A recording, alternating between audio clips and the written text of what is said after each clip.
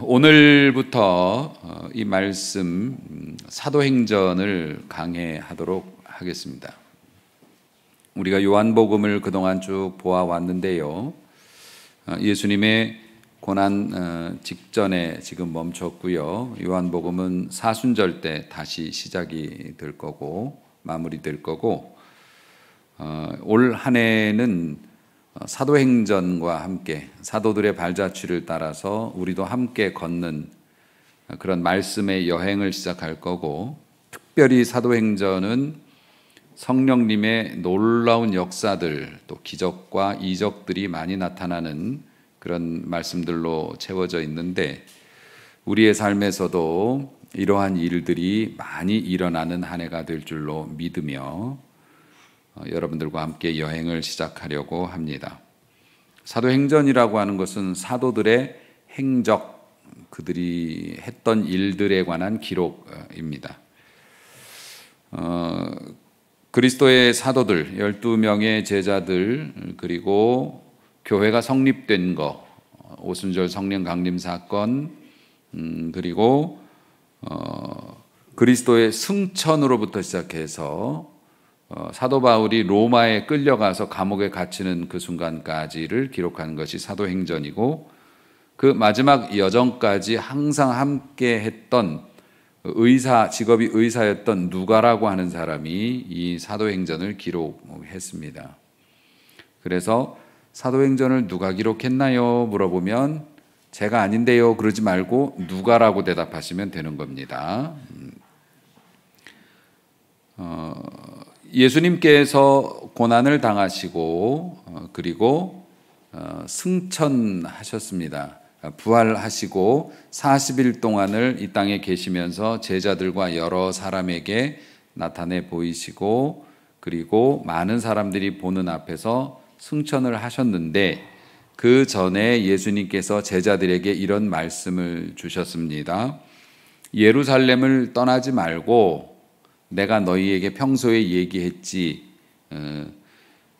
아버지의 약속하신 것, 그것을 기다려라, 이렇게 말씀을 주셨습니다. 그래서 제자들이 겁나지만 무섭지만 예루살렘의 마가라고 하는 사람의 그 옥탑방에 모여가지고 120명이 모여서 기도를 했다는 거 아닙니까? 무서우니까 기도를 했죠. 밖에 나가지도 못하고.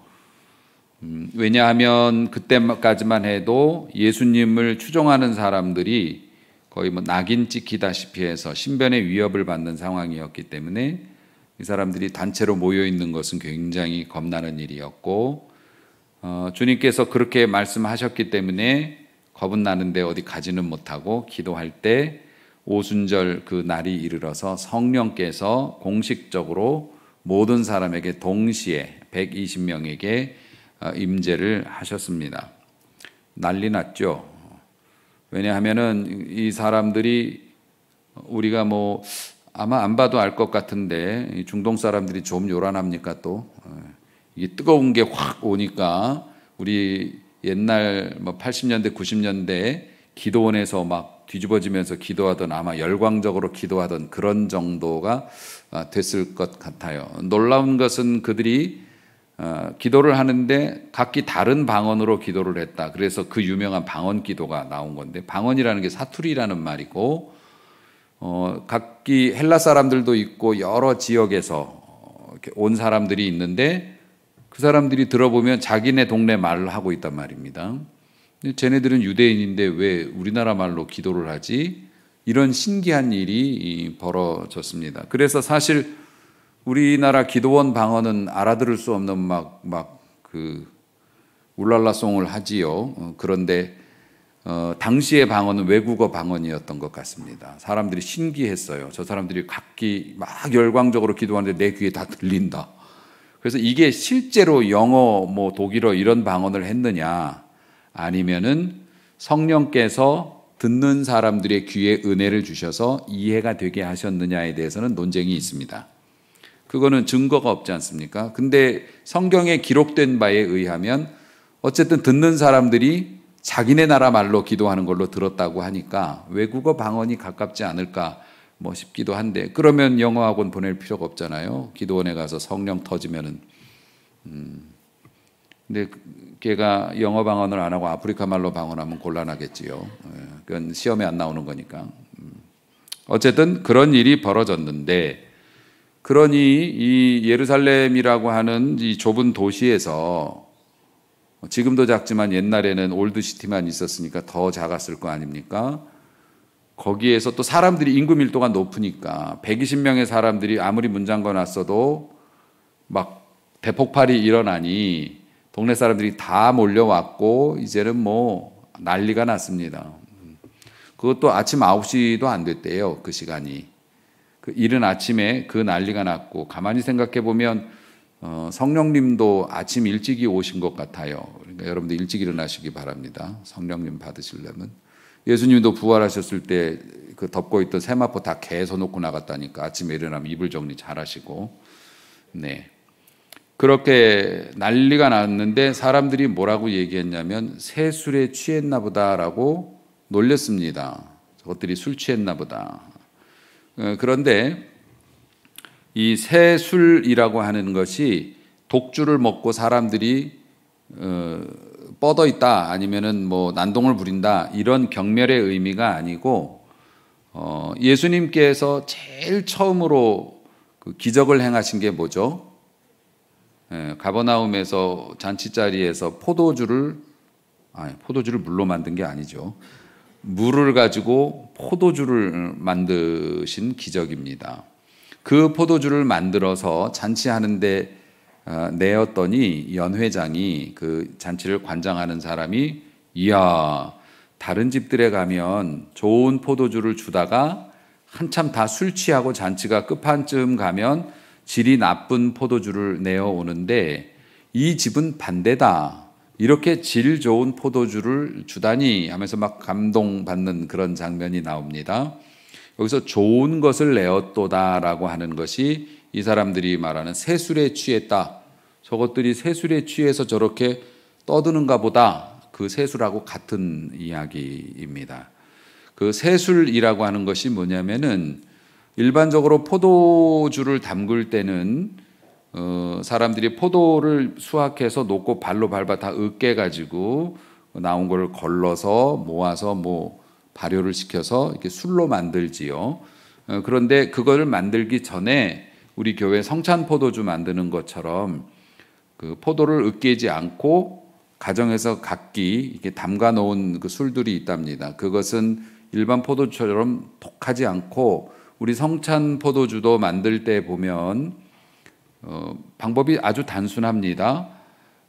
포도 시장에서 파는 좋은 포도 사서 다 따가지고 채반에 놓고 말려요. 물기가 없도록 씻어 놓고 말려서, 그 다음에 유리병에다가 놓고 설탕 깔고 포도 넣고, 설탕 깔고 포도 넣고 해서 설탕과 포도를 거의 반반 이상씩 설탕을 더 넣어요. 가득 담가 놓으면 하얀색 설탕 속에 포도가 박혀 있는 걸로 보입니다. 그거를 몇 개월 혹은 1년 정도 놔두면은 설탕이 다 녹고 포도와 어우러져서 10년을 두고 먹어도 변하지 않습니다. 그 증거가 얼마 전 성찬식 했는데 배탈 난 사람 아무도 없었죠. 그 5년이 넘은 포도주입니다. 그런데 공기 중에 노출이 됐는데도 그렇게 변하지 않습니다. 그거 먹으면 어떻습니까, 여러분? 술 같기도 하고 아닌 것 같기도 하고, 어떤 분은 한 잔 더 드시겠다고 하는 분도 있는데 그러시면 안 되는 거죠. 어쨌든 술인 것 같기도 아닌 것 같기도 하고, 또 달콤하고 새콤하고 그렇습니다.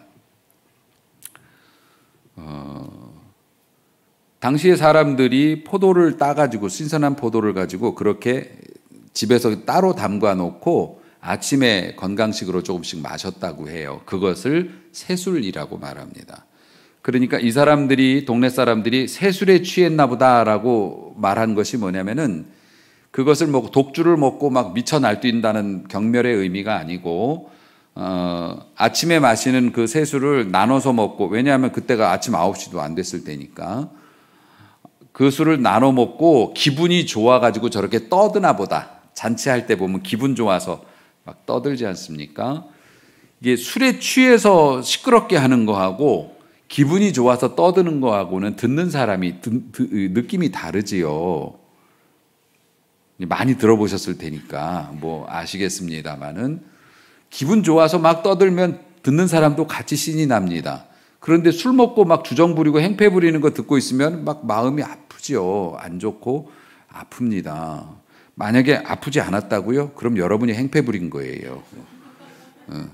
어쨌든 그렇습니다. 그러니까 동네 사람들이 저 사람들은 새술을 아침부터 먹고 저렇게 기분이 좋아서 막 떠드나 보다 호기심의 어린 눈으로 그렇게 이야기를 한 것입니다. 그때 동네 사람들이 엄청 많이 몰려왔나 봅니다. 그날 세례받은 사람이 3,000명이었다고 하니까 그 좁은 예루살렘에서 3,000명이 세례를 받았다고 하니까 이제 사람들이 많이 몰려오니까 베드로가 제자들 중에서 이제 연장자이기도 했고 항상 나서는 성격이기도 했던 베드로 선생님이 다른 그 11제자들과 함께 10제자죠. 이제 유다가 없으니까 나와가지고 이야기를 합니다. 제자들을 앞에 세워놓고 이야기를 하는데 그것이 이제 공식적인 베드로의 첫 번째 설교가 되는 것이고 오늘 읽은 본문의 앞에 그 내용이 나와 있습니다. 14절부터 사도행전 2장 14절부터 말씀인데요. 베드로가 11사도와 함께 서서 소리 높여 이르되 11사도라고 하는 것은 유다를 대신해 갖고 제비를 뽑아서 마띠아라고 하는 사람을 사도로 세워서 채웠어요. 궐이 났다고 하는데 그걸 채워서 이제 11사도입니다. 유대인들과 예루살렘에 사는 모든 사람들아 우리가 왜 이러는지 알려줄게 이렇게 얘기한 겁니다. 이 일을 너희로 알게 할 것이니 내 말에 귀를 기울이라. 때가 제3신이 성경에서 3신은 오전 9시입니다. 그래서 9시면 오후 3시고요. 예수님께서 운명하는 시간이 9시였고 그렇습니다. 이 사람들이 취한 것이 아니다. 그러면 뭐냐? 선지자 요엘을 통해서 말씀이 있는데 여러분들도 알겠지요? 하면서 이제 이스라엘 사람들은 이런 말씀을 알고 있으니까 이렇게 말씀을 했습니다. 하나님이 말씀하셨다. 말세 내가 내 영을 모든 육체에 부어주리니. 지금 그 상태라는 거죠. 이 사람들이 그런 상태입니다. 너희 자녀들은 예언할 것이요 너희 젊은이들은 환상을 보고 아멘. 너희 늙은이들은 꿈을 꾸리라. 희망을 가지고 미래를 보리라.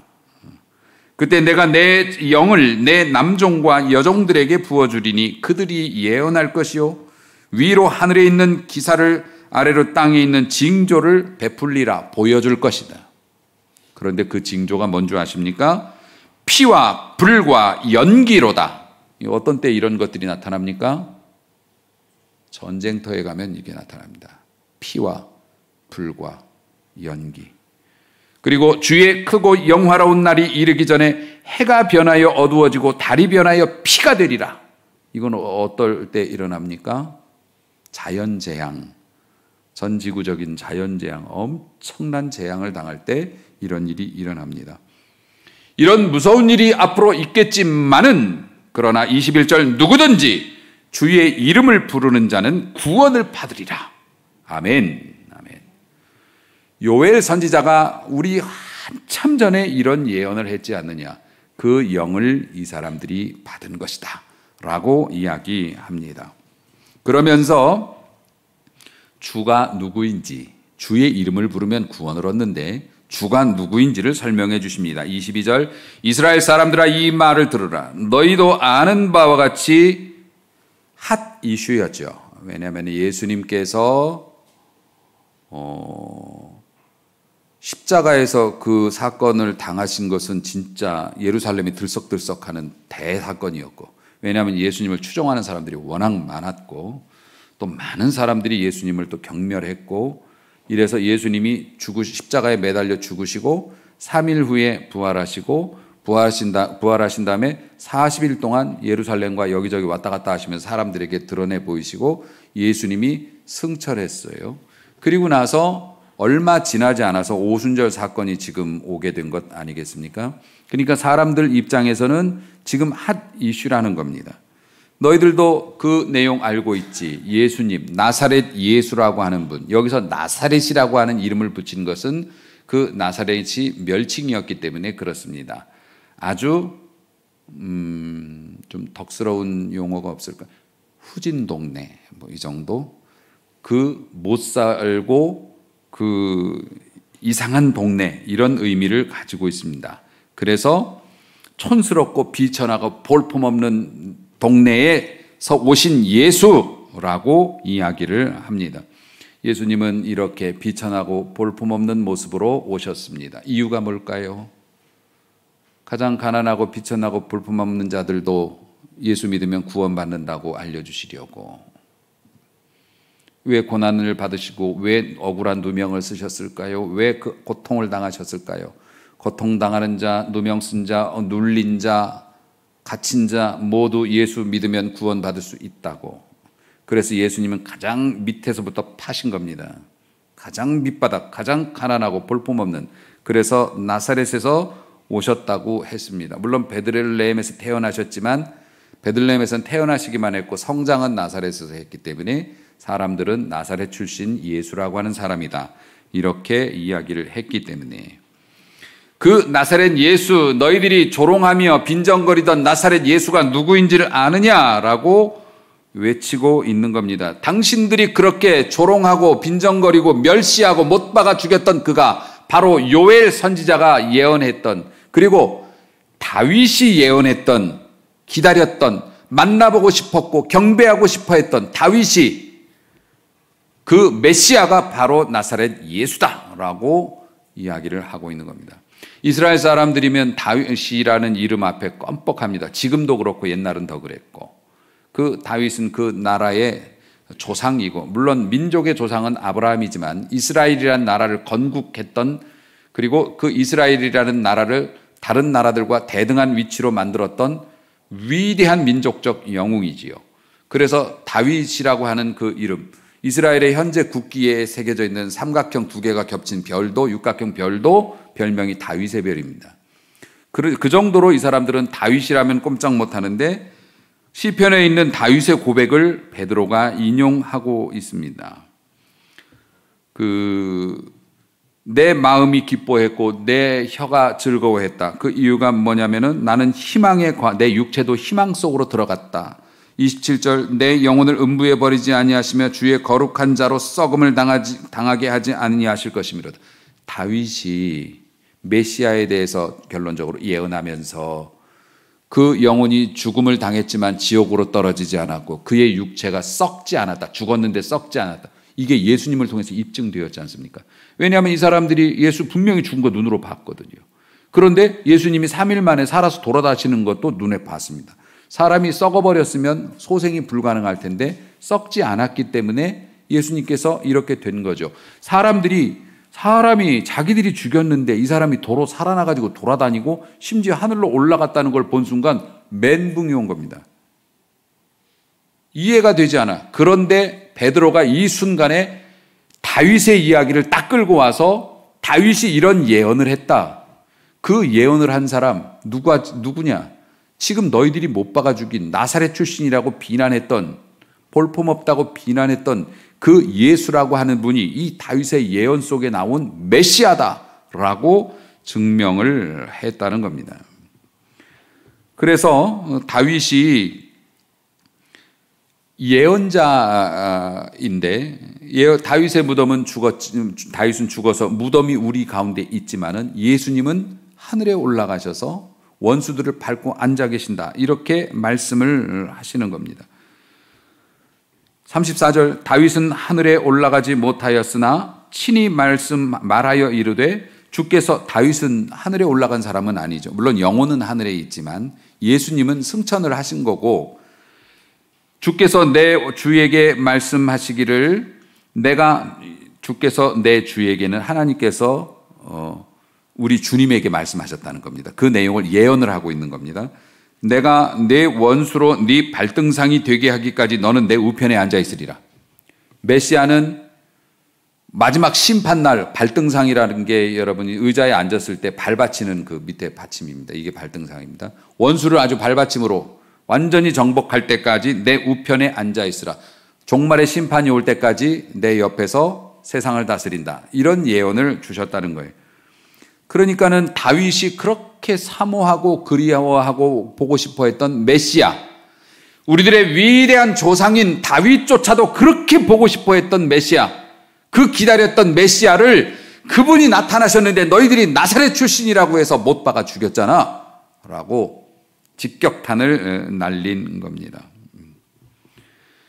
사랑하는 성도 여러분, 베드로가 이렇게 설교를 하면 조용히 했을 리는 없습니다. 왜냐하면 뭐 수천 명의 사람들이 그 앞에 있는데 마이크도 없고, 그러니까 베드로가 막 고래고래 소리를 치면서 저보다 더 열정적으로 막 설교를 했겠죠. 그리고 사람들이 성령을 받으면 제일 먼저 변하는 게 말입니다. 말. 입술이 변해요. 쓰는 단어가 달라지고 그 사람의 논리가 달라지고 그리고 그 말에 능력이 생깁니다. 그러니까 여러분, 사업에 성공하시려도 성령 충만하셔야 됩니다. 말이 달라지게 됩니다. 베드로가 설교를 하는데 뭐 원고 보고 읽었을 리는 없지 않습니까? 사람들 앞에서 그 사람들이 그 요엘 선지자의 말씀을 막 끌고 와서 영이 임하시게 되는데 우리가 그 영을 받았다. 그리고 그 영과 더불어서 너희들이 못 박아 죽인 그 메시아가 다윗이, 우리가 그리워하는 조상 다윗이 그렇게 사모해도 못 봤던 그 메시아를 너희들이 못 박아 죽였다. 이런 지혜와 이런 능력이 어디에서 나왔을까? 성령께서 그 입술에 힘을 주셨기 때문에, 그래서 성령 그 체험이 입술의 혁명이라고 이야기합니다. 혀의 혁명이라고 얘기해요. 사랑하는 성도 여러분, 우리가 성령을 의지하고 성령의 감동을 따라 말할 때 우리의 자녀들이 부모님이 하시는 그런 말씀을 우리는 지나가면서 그냥 흘린 말이지만 그걸 붙잡고 간직합니다. 그래서 이 아이들이 뭐 궁지에 몰렸거나 어려움이 있을 때 부모가 우리에게 해줬던 그 이야기를 붙잡고 힘을 얻어서 일어납니다. 그러니까 부모가 은혜 받아야 되는 이유가 거기에 있습니다. 부모가 또 내뱉은 말 때문에 평생 상처를 입고 그 말에 뚜껑이 닫혀가지고서 그 인생을 벗어나지 못하는 불행한 경우도 있습니다. 반대로. 부모가 은혜 받고 말해야 합니다. 함부로 말해서는 안 됩니다. 정말로 말 한마디로 사람의 운명을 바꾸고 살릴 수 있습니다. 성령께서, 지금 베드로가 이 입술의 은혜를 받아서, 그 전에 베드로는 말만 하면 야단 맞았습니다. 예수님 앞에서. 자기는 최선을 다해서 예수님은 죽으실 수 없습니다. 왜냐고요? 제가 지켜드릴 거거든요. 누구든지 예수님 붙잡으면 제가 가만 안 둘 겁니다. 사탄아, 내 뒤로 물러가라.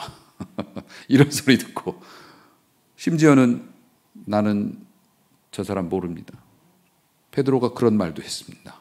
그러니까 베드로는 자기 상황에서 최선을 다해서 말을 하지만 다 부끄러운 말이었고 책망받을 말이었고 배신의 말이나 뱉어쌌고, 그런데 성령 받으니 어떻게 됩니까? 하늘의 지혜를 이끌고 와서 수많은 사람들을 멸망에서 구원으로 이끄는 그런 말을 쏟아내고 있습니다. 마침 기관포를 쏘듯이 쏟아내고 있습니다. 사람들이 그 말을 듣고 압도되었습니다. 사람들의 제일 첫 번째 반응이 어떻게 됩니까? 사람들이 그 이야기를 듣고 두려웠습니다. 두려워서 그들이 이 말을 듣고 마음에 찔려 베드로와 다른 사도들에게 물어봅니다. 형제들아, 우리가 어찌할꼬? 어떡하면 좋아요? 이게 성령께서 하시는 일들 중에 하나입니다. 사람이 성령 충만을 받게 되면 말의 변화가 일어난 그 이유가 있습니다.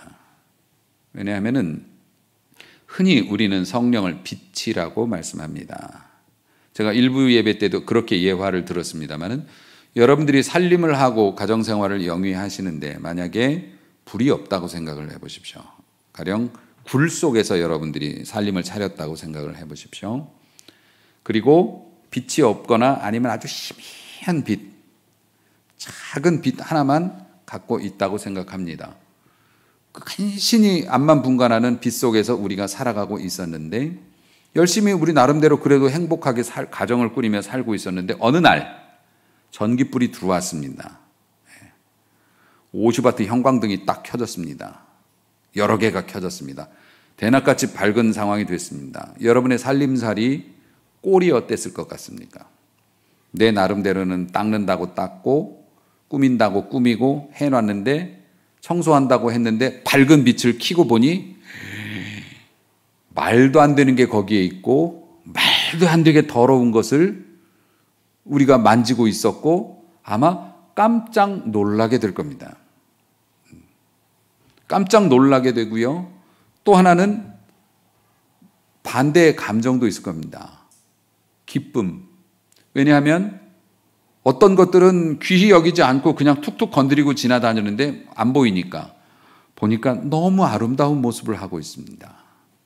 또 너무 귀한 것입니다. 좋은 것들이었습니다. 몰랐는데 성령 충만을 받게 되고 성령의 임재하심을 경험하게 되면은 그런 것들이 옵니다. 우리의 마음을 들여다봐서 전에는 다 그런 거 아니야? 남들도 그러는데 그랬던 것들이 이제는 어떻게 됩니까? 깜짝 놀랄 만큼 뒤로 물러설 부정한 것으로 여겨지기도 합니다. 그래서 사람들은 두려워합니다.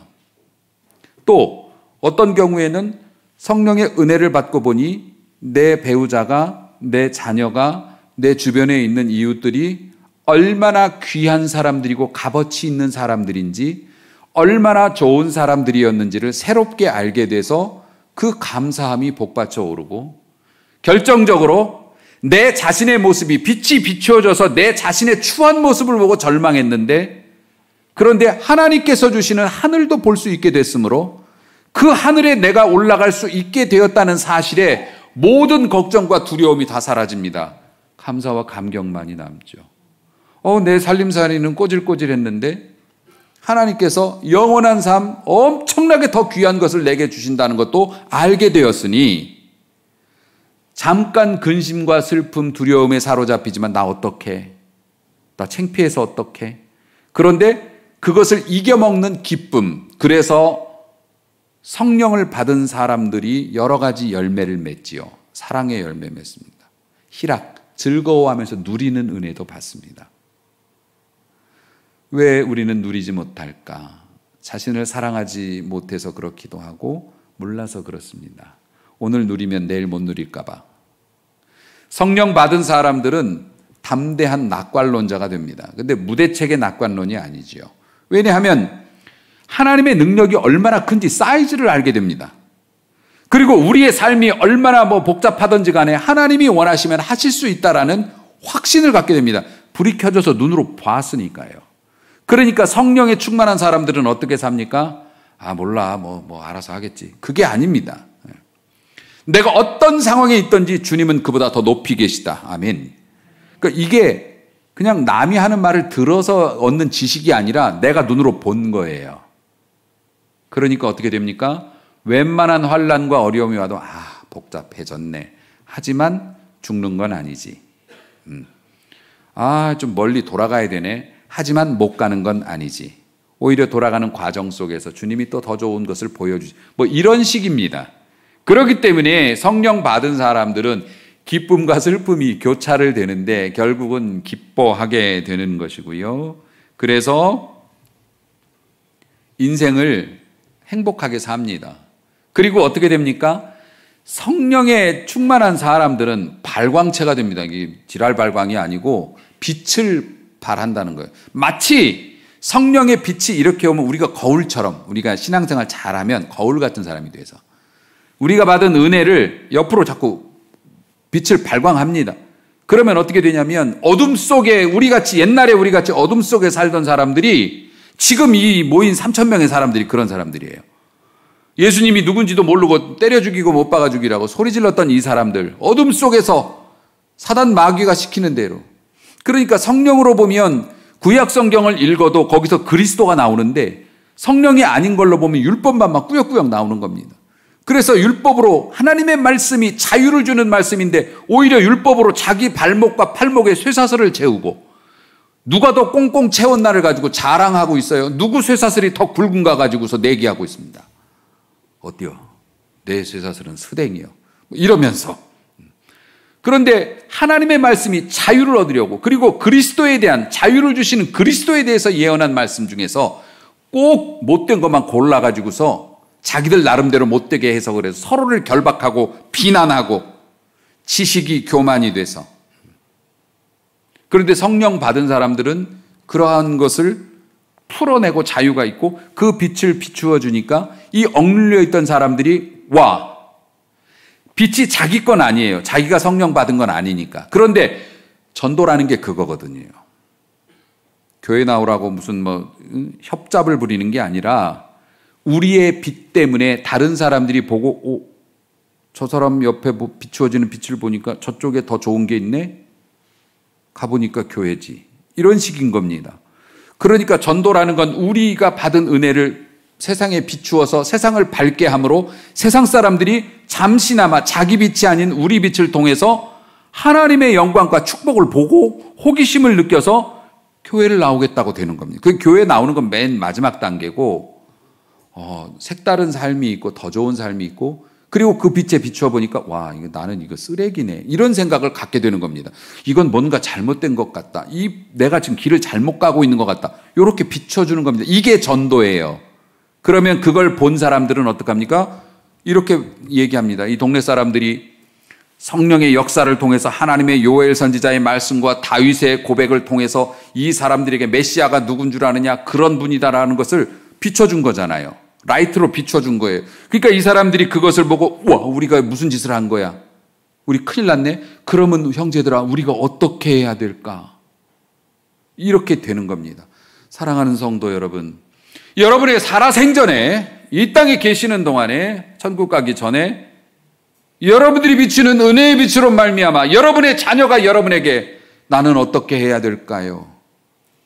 여러분의 동료가 여러분에게 내가 어찌할꼬 그렇게 묻는 역사가 나타날 수 있기를 주의 이름으로 축복합니다. 이거는 윽박 지른다고 되는 게 아니고 부모 자식 간이라고 해서 찍어 누른다고 될 일이 아닙니다. 부모의 삶을 바라보며 나도 어떻게 하면 엄마나 아빠처럼 그렇게 하나님의 은혜 아래서 살아갈 수 있을까요? 그렇게 질문할 수 있는 자녀가 있다면 얼마나 좋을까요?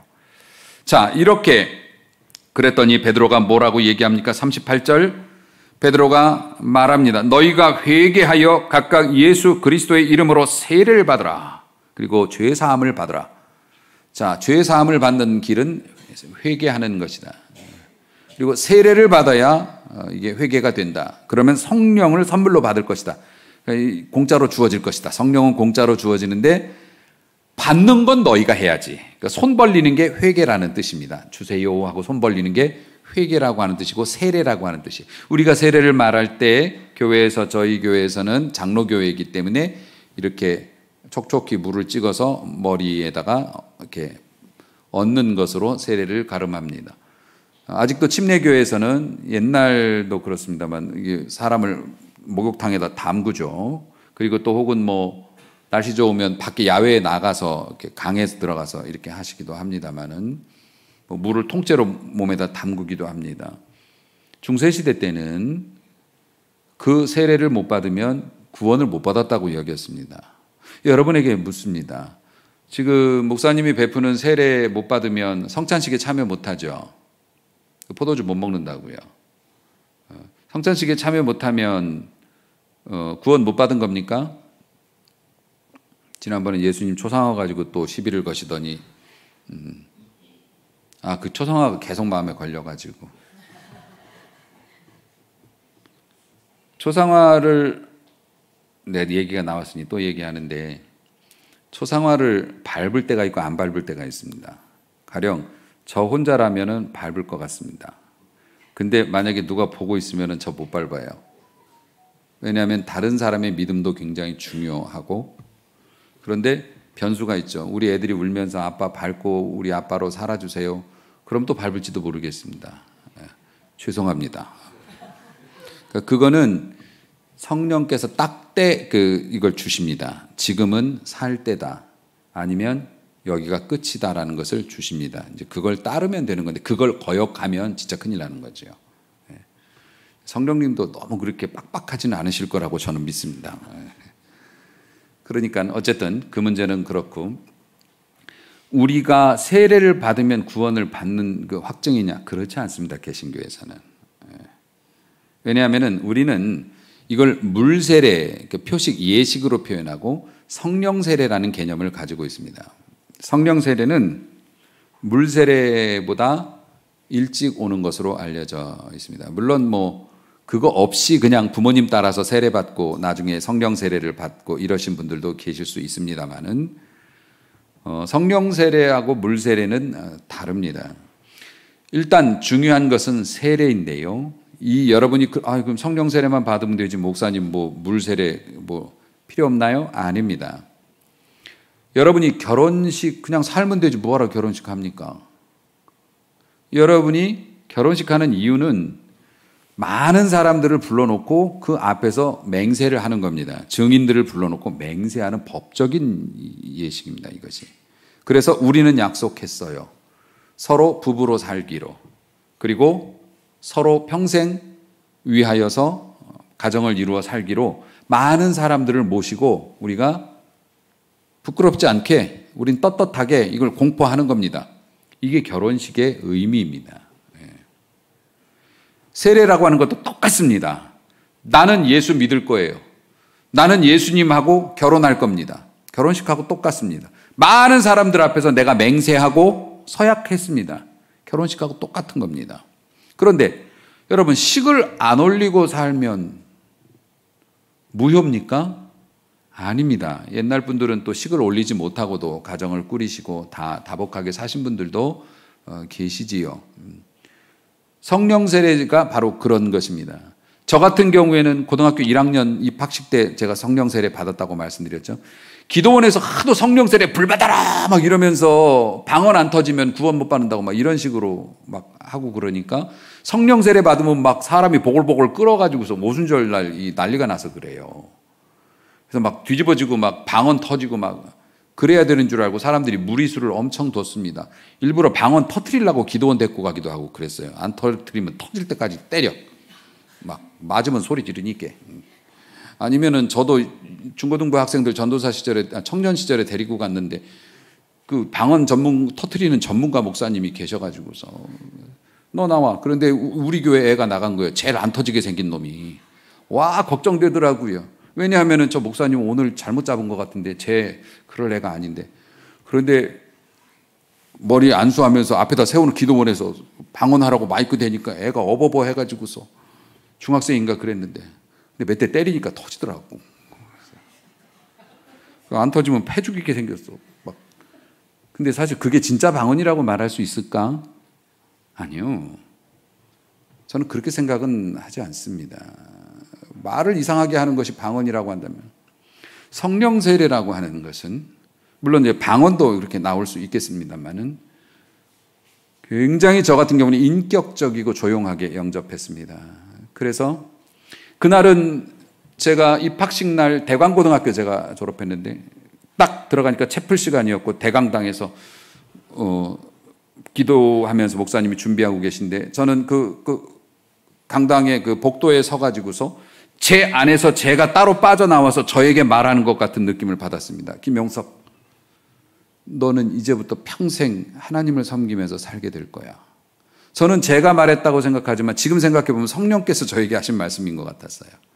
그리고 저는 두려움과 기쁨으로 그걸 받아들였습니다. 그래, 나는 평생 이제 하나님을 믿으면서 살아야겠다. 어머니가 교회에 다니셨고 근데 어머니가 형편이 어려웠고 막 힘든 삶을 사셔서 제가 중학교 때까지는 교회 출석을 안 했습니다. 기독교에 대해서 별 관심도 없었고 그런데 어머니의 영향으로 늘 관심을 갖고는 있었지만 엄두가 나지 않았는데 그때 그런 경험을 했습니다. 그리고 나서는 오늘까지 주님을 섬기며 따르는 자로 살아왔습니다. 저는 그것이 그날의 저에게 온 성령 체험이었다고 생각했고 세례는 한참 뒤에 받았죠. 그 뒤에. 사랑하는 성도 여러분, 성령께서 여러분에 오셔서 성령 세례를 받게 돼도 똑같습니다. 그게 뭐냐면은 내가 나에게 약속한 겁니다. 내 영혼을 걸고 내가 나에게 약속한 거예요. 나는 이제 하나님만 섬길 거라고. 나는 하나님을 추종할 거라고. 나는 따를 거라고. 사랑하는 성도 여러분, 그게 성령 세례입니다. 그러니까 여러분의 마음속에서 굳은 결심이 생깁니다. 그게 성령 세례입니다. 그러면은 여러분 성령 받으라. 성령 충만 받으라 라고 막 지금도 목사님들이 얘기하고 우리는 아멘 하면 그럼 성령을 아직 덜 받은 겁니까? 아니면 무슨 일이 일어난 겁니까? 여러분은 이미 성령을 받은 오순절 120명의 사람들의 후예입니다. 이미 여러분은 성령이 계시는 겁니다. 그러니까 여러분이 이곳에 있을 수 있는 거라고 저는 생각하고 가장 확실한 증거이지요. 그러면 지금 우리가 추구해야 될 건 새로 성령을 받는 것이 아니라 내 안에 계신 성령님의 음성이 잘 들릴 수 있도록 내 삶을 정비하는 것이 제일 중요하죠. 예배를 드리거나 기도 생활을 하는 경건 생활이 바로 그런 것입니다. 성령께서는 이미 여러분 안에 계심을 믿으시기 바랍니다. 그리고 성령님께서는 늘 여러분에게 귀한 말씀으로, 능력의 말씀으로, 지혜의 말씀으로 여러분에게 위로하시기도 하고 꾸짖기도 하고, 성령은 보혜사라고 그랬죠. 변호사라는 뜻입니다. 여러분을 돌봐주시기도 하고 가르쳐 주십니다. 그런데 내 안에 내가 너무도 많아요. 그래서 내 뜻과 내 주장이 앞서는 바람에 성령께서 하시는 말씀, 좀 가만히 좀 계세요, 이러고 지나갑니다. 진짜 중요한 거였는데. 그렇기 때문에 우리가 경건 생활을 열심히 하는 건 내 안에 계신 성령님의 음성을 좀 더 분명하게 듣기 위해서. 렌즈를 닦으라는 겁니다. 렌즈를 닦지 않으면 빛이 제대로 나올 수가 없는 것처럼 닦는 것은 우리의 역할입니다. 우리는 짐승이 아니기 때문에 그렇습니다. 하나님의 영으로 창조받은 인격체이기 때문에 그렇습니다. 사랑하는 성도 여러분, 결국 성령을 받은 사람들의 삶은 변화될 수밖에 없습니다. 그 변화가 얼마나 놀랍고 대단한 것인지 성령의 별명이 두나미스입니다. 두나미스는 다이너마이트의 원어가 됩니다. 마른 막대기 같은 다이너마이트라도 평생 움직이지 않고 내 힘으로 아무리 쪼아도 끄덕없었던 바위 밑에 넣고 불 붙이면 산이 들썩거리면서 주저앉습니다. 치우는 것은 우리가 치우는 거지만 깨트리는 것은 성령이 하십니다. 그런 역사가 여러분의 사업에서도 일어나고 가족관계에서도 일어나고, 변하지 않을 것 같은 남편이 변하고, 변하지 않을 것 같은 아내가 변하고, 자식이 변하고, 때가 되면 어찌하면 좋습니까? 나도 구원받고 은혜받고 싶습니다. 이런 날이 오게 될 줄로 믿으시기 바랍니다. 그러기 위해서는 누가 책임이에요? 잠든 사람이 있고 깨인 사람이 있어요. 도둑이 들어오면 누가 책임입니까? 깨어있는 사람 책임입니다. 먼저 본 사람이 책임이죠. 우리에게 그래서 전도의 책임이 있고, 이 전도라는 게 옛날에는 전도지를 돌리는 방식으로 했다면 지금은 어떻습니까? 우리의 빛을 비추어서 그 사람들이 보고 어쩌면 좋을까? 이게 전도의 방식이 될 수 있다는 겁니다. 사랑하는 성도 여러분, 앞으로 사도행전을 통해서 성령께서 구체적으로 삶에서 어떻게 어느 상황에서 역사하시는지를, 우리가 어떤 상황일 때 또 역사하셨는지를 살펴보면서 올 한 해가 지나기 전에 여러분의 삶 속에서 성령의 역사로 말미암아 두나미스의 역사가 여러분의 삶에서 꿈쩍도 하지 않았던 것들, 소망이 없던 것들이 소망이 있는 것으로 변하는 실제적인 변화가 여러분의 삶에서 일어나기를 축원합니다. 그렇게 되어지기를 축원합니다.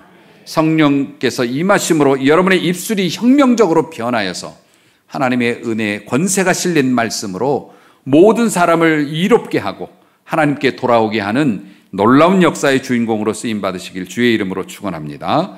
기도하겠습니다.